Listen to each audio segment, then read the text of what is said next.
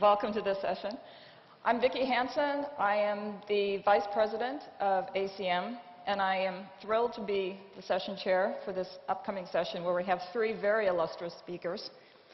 The first of whom will be Vinton Cerf, who, along with Bob Kahn, won the ACM Turing Award in 2004 for their pioneering work on the Internet, in particular for their design and implementation of TCP/IP protocols. He's got a long and distinguished career, which you can all read about in his bio here, so I'm not going to go through all of this. I just want to read a couple of highlights from the bio. One is that President Clinton presented him with the U.S. National Medal of Technology in 1997. He won the Presidential Medal of Freedom in 2005. And more recently, 2013, he won the Queen Elizabeth Prize for Engineering. Also, in 2013, he was inducted as an officer of the French Legion of Honor. So many distinguished awards. So I'm extremely pleased to present one of the fathers of the Internet and the immediate past president of ACM, Vinton Cerf.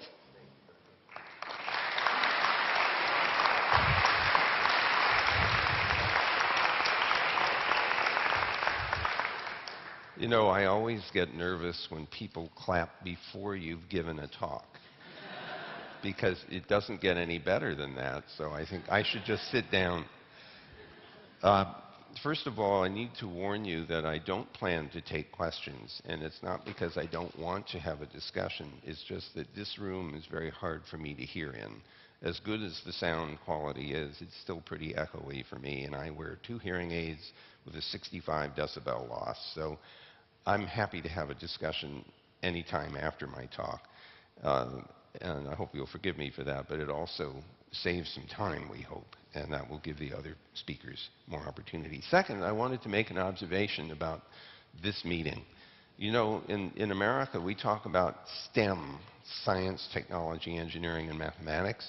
We also talk about stem cells, which are really important for... This is a stem cell transfer from the young people to the old people here, and so it's one of the reasons that would keep me coming back. It's really a very stimulating experience to be surrounded by people who are too young to know you can't do that, and so you all go off and you do these wonderful things. So this talk is actually not going to solve any problems at all. The best I can do is explain what the problem is and hope that some of you will decide that this problem is important enough that you'll tackle it, because the solutions to the problem might justify advanced degree work. It could be certainly master's and maybe even PhD level work. So I'm only going to pose problems. I'm not going to solve them for you. So let's start out by observing that we have various ways of preserving information. And for all of history, after writing was invented, we found many ways to preserve our writings. Some things got preserved in cuneiform on baked tablets, and this is solid-state storage. And this lasted for a pretty long time, because once you bake the tablet, it could last for hundreds or thousands of years. Perhaps not quite so long papyrus, but sometimes papyrus could be preserved in a desert cave somewhere where it's very dry. And we can still read these things if we can read the language that's written on the papyrus. And of course, there's vellum, which is usually made with an animal skin. And the vellum manuscripts are quite well preserved, some of them for 1,000 years, maybe even 2,000 years. And if you can still read Greek or Latin or one of the Aramaic or something, you may actually be able to read the content that's on that particular storage system. Now, we have more modern storage systems that look like this, and you've noticed that some of them haven't lasted very long. Some of you will remember 5¼ floppy disks, and some of you may only have seen them in museums or read about them in books, and yet they aren't all that long ago. 3¼ floppies, or 3½ floppies, the same thing, or 8 long disks. These things are in museums now. What about video cassettes? Those have been replaced by DVDs, and the DVDs have been replaced by Blu-ray, and someday they'll be replaced by something else. And we even have the gigantic storage systems like the Google data centers. And there's still an open question: how long will these digital technologies last? Now, I'd like to suggest to you that this is not the problem. The problem of preserving digital bits is actually easy. In the worst case, you simply copy from one medium to another. And so I am willing to posit that preserving digital bits is going to be easy. The hard part is figuring out what do the bits mean. So let me walk you through the activities that you and I carry out on a regular basis that produces bits, just to remind ourselves of the vast range of meaning that these bits might have. So here's an example. Some of you probably send email every day. I know I receive a lot of it, and I generate a lot of it. So that gets stored away in fairly complex files in digital storage systems. What about Skype? We generate lots of bits, especially if it's a video interaction. The thing I want you to have in mind here is that there's software is producing these bits, or helping us produce the bits. And those bits show up in the form of fairly complex objects. So the notion you should have through the rest of this talk is digital objects being created by software. Twitter, same thing. It's funny, it's only 140 characters at most, and yet there's a lot of those tweets flying around in the net, and people retweet them on top of everything else. What about videos coming from, well, in this case, the White House? What about presentations from WebEx? What about Google Maps, for example? What about Google Earth? What about YouTube? What about World of Warcraft? I mean, all these things are computer artifacts. So that software is a computer artifact, or a computing artifact. And the output of these things, in addition to displays, is bits. And so now we come to the Internet of Things. Trillions and trillions of interactions are going to take place among devices that have become Internet-enabled. Some of the bits will not be preserved, and we won't care. Some of them will be very ephemeral. But some of the bits might turn out to be important. Perhaps the bits that are accumulated by Google Glass, perhaps the bits that show up in picture frames that have been Internet-enabled. What about the bits that have been either generated or received by your smartphones? And then there's this fellow that invented an Internet-enabled surfboard. He got bored waiting for the next wave and thought, if I put a laptop in my surfboard, I can surf the net while I'm waiting.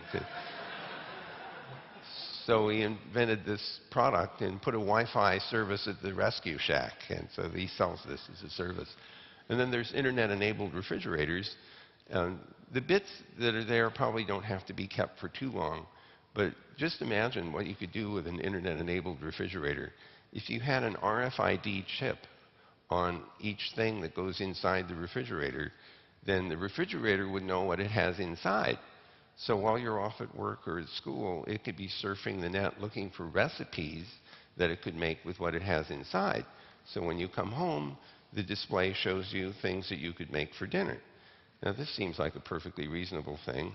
Of course, you could sort of extrapolate. Maybe you're on vacation, and you get an email, and it's from your refrigerator saying that the milk has been in the refrigerator for 3 weeks and it's going to crawl out on its own if you don't come in.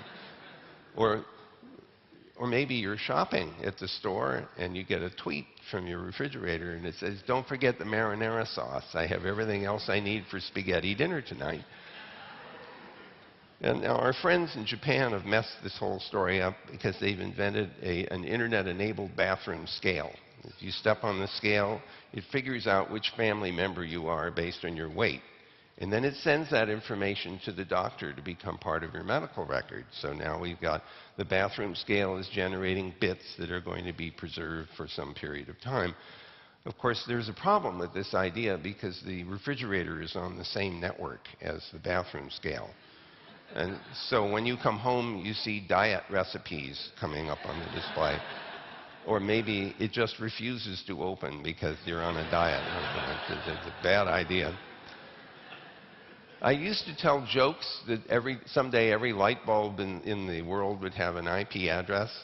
It's not a joke anymore. The Philips people make a light bulb called Hue, and you can control the color and the intensity of the light from your mobile.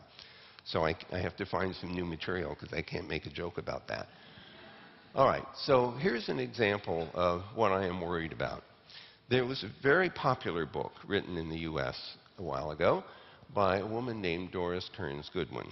And it was called A Team of Rivals, and it was about President Lincoln, who decided after a very intense presidential campaign, which he won, that he was going to bring his competitors into the White House as members of his cabinet, which is why the story is called A Team of Rivals.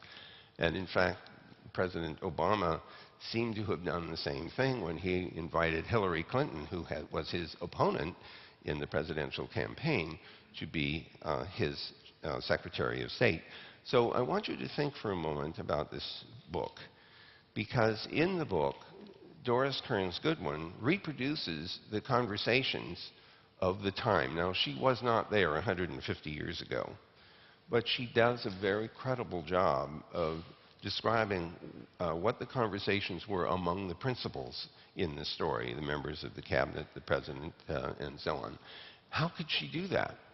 Well, she actually spent time going to 100 different libraries around the United States to get the letters of those principals, because they were exchanging letters in order to discuss the issues of the time.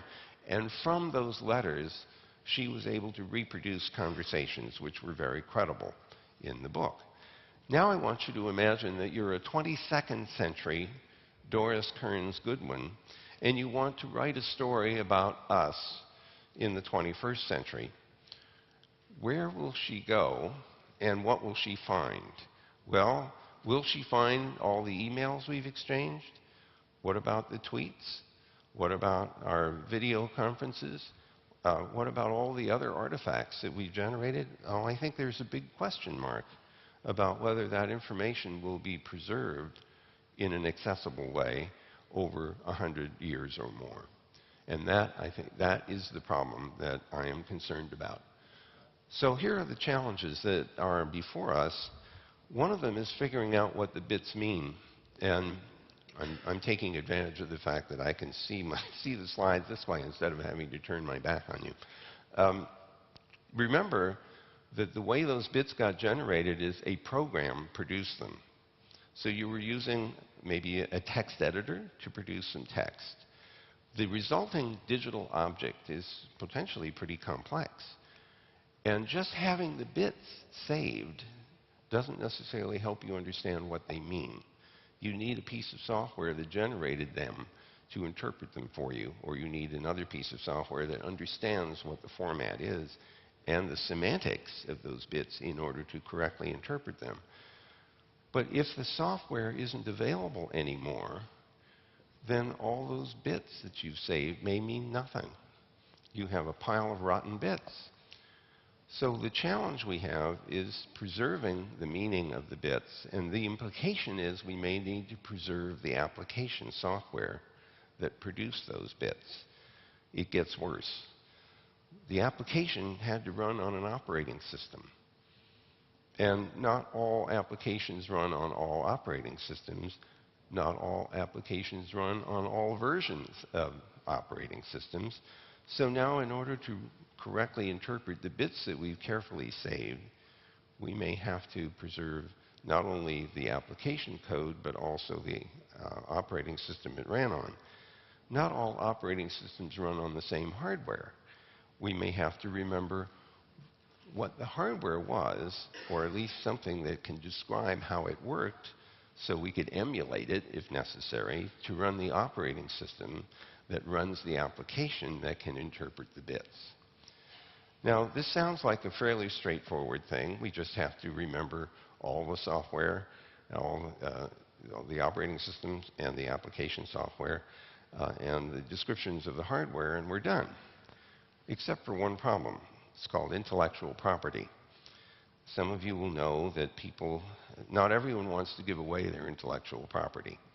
If you've gone to a lot of trouble to produce an application program, you may want to hang on to the source code and not share it with anyone. What happens if the company that made the software that you use to produce the bits goes out of business?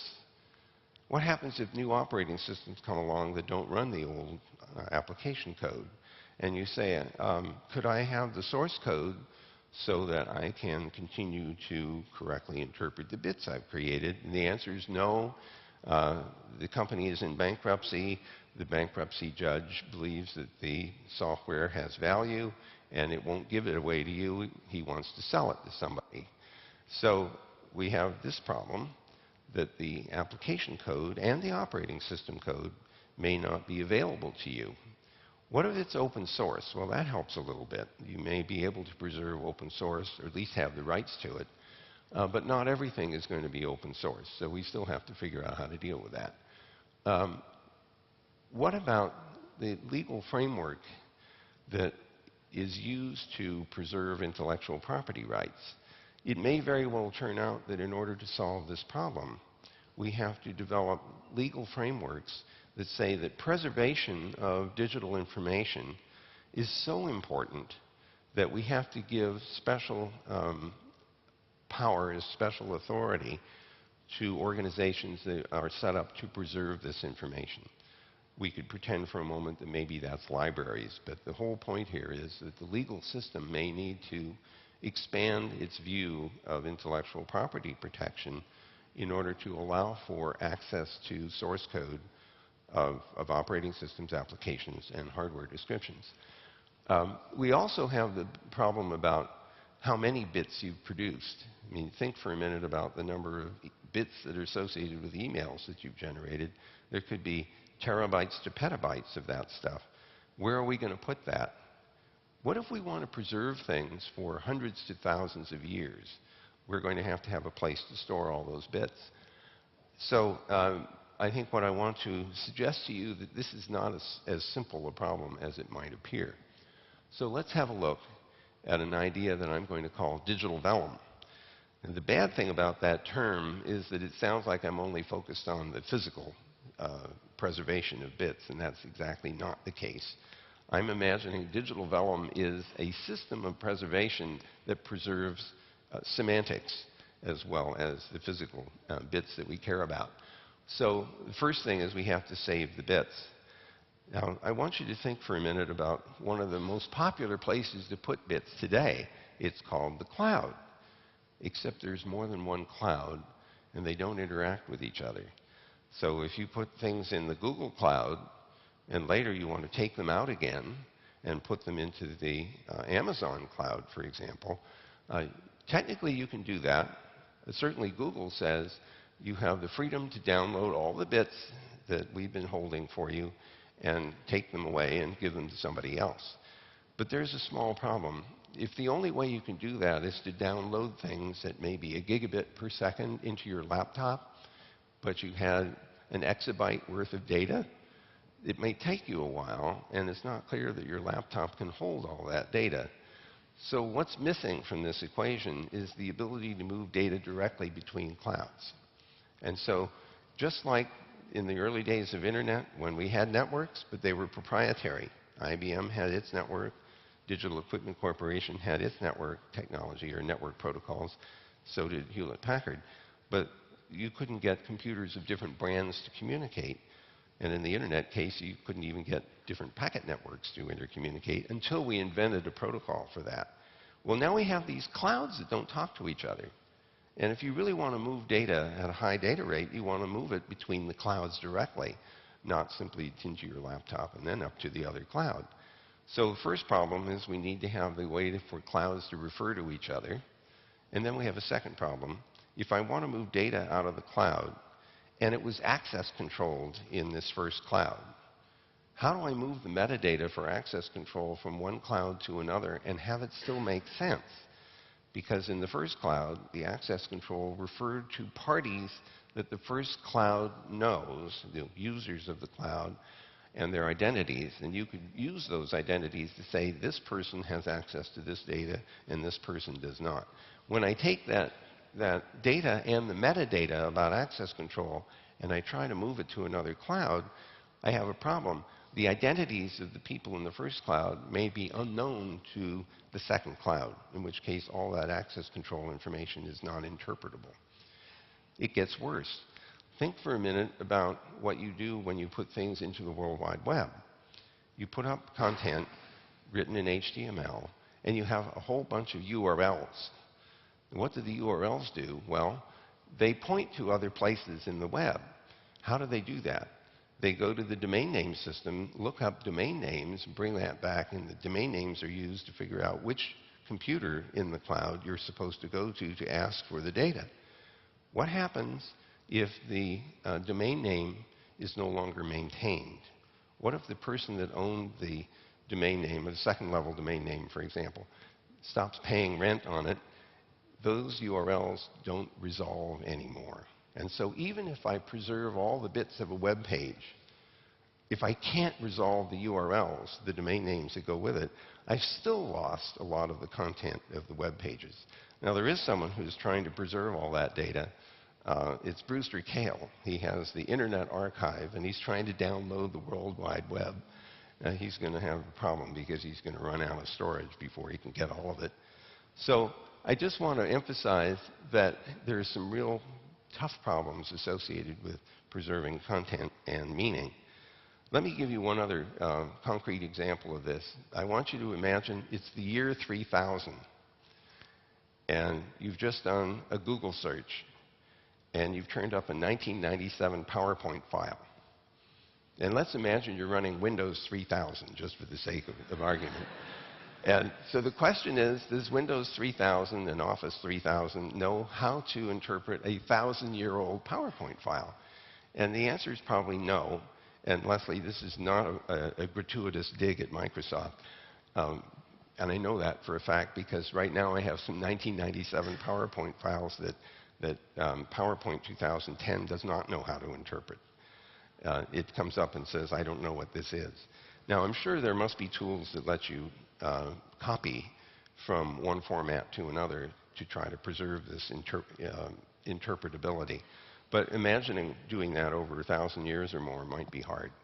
Even if you have open source software, preserving meaning and that software and your ability to run it over periods of thousands of years could be a big challenge. So here are a few of the ideas that I suggest might help us with this problem. One of them, obviously, is preserving the bits, putting them somewhere, maybe even replicating them. The second one is to preserve the application and operating system software so we can run it again. The clouds may be our friends in that case because the clouds may actually allow us to emulate hardware and then run operating systems and application software on top of it. I think the copyright provisions for people who are in the business of preserving content should be seriously considered. And then we get into this question of how do I really tell people what do these bits mean? What about the data structures that are created by these applications? We have a lot of ways of describing data structures today, but it's not clear to me how easy it is to describe in some formal way what the complex objects are that are being produced by spreadsheets, that are being produced by text editors and things of that sort. And I think that we are going to have to develop mechanisms for achieving these precise descriptions so that we can write software that can still interpret what those complex objects are. Now, one possibility that I toyed with is trying to have a self-describing object.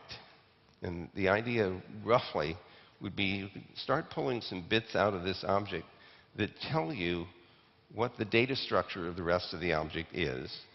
And you keep pulling on the bits, and you get the operating system, maybe you get the machine description that will be needed in order to run the operating system, which is going to come next as you pull some more bits out.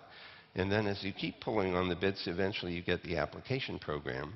And now you've created the environment that's needed to interpret the digital object that you're interested in. Now that's a nice, simple, but overly simple description of the problem, because we have this more complex situation with the World Wide Web where there are objects that refer to other things that may or may not have been preserved. And if they haven't been preserved, then you've lost a great deal of information. When I posed this problem to one of my colleagues at Google, he suggested that this solution of pulling on the thread was too complicated, and that the right thing to do was to simply keep rewriting whatever the digital objects are in whatever new format is needed in order to preserve the meaning. But I think that too is too simple, because in fact you may not be able to have a new piece of software that's backward compatible with the old structures, old data structures and old formats of these complex digital objects. So in fact, I've come to the end of my talk, believe it or not, which didn't take very long. And you can tell I didn't give you any solutions at all.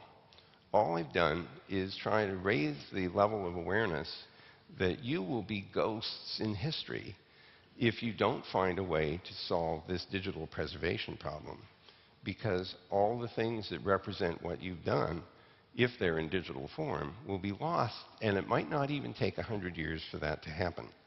I'm already seeing things like digital images not being correctly interpreted by some of the new photograph processing systems because they're too old, like GIFs and TIFFs and things like that sometimes are not recognized by some of the more modern photograph management systems.